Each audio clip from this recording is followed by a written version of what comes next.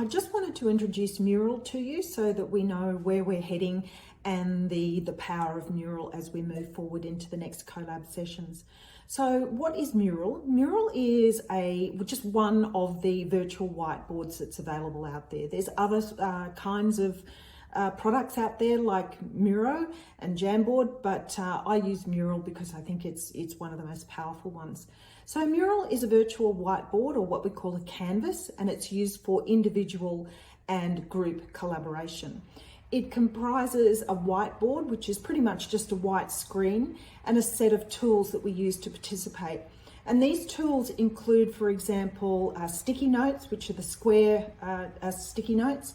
There are labels, which are the rectangular ones.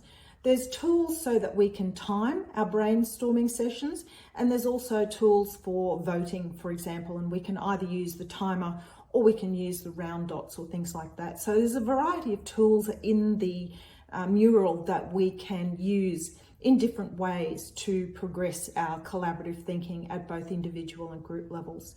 It also includes a set of tools for facilitators, but we don't really need to go into that because we're just really learning the basics of being a participant in the Mural space.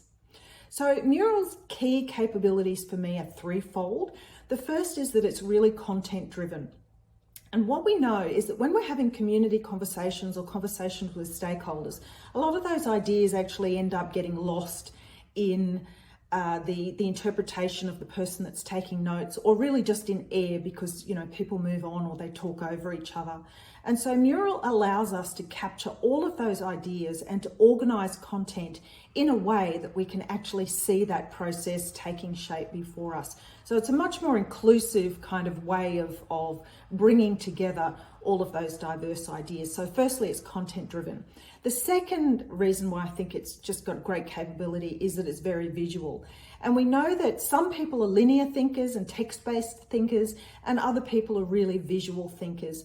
And those visual thinkers often need to focus their eyes on something as they're having that conversation, whereas other people might be preferring to sort of really listen closely. So we all use different ways of listening and making sense of those conversations in a really dynamic way.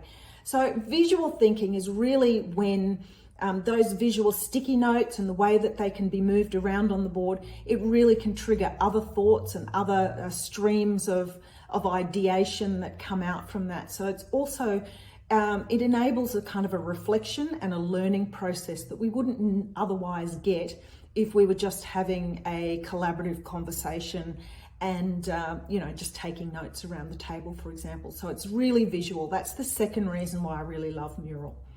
The third reason is that it's a journey. And I love this fact about Mural, that it allows us to organize and to map ideas. And it's the whole process of divergent and convergent thinking that we really start to see an emerging flow of the way that we're making sense of those ideas, and we're bringing ideas together and we're reflecting on that journey as we go. So the wonderful thing about Mural is that it can really capture the flow of ideas and where we've come from and where we're heading. And so that's a really great thing, especially for people who haven't really been involved at the very outset, that they can kind of jump in and see where it's come from. So I think those three things, the fact that it's content driven, it's really visual, and it represents a journey, are really powerful features of Mural and indeed collaborative whiteboards in general.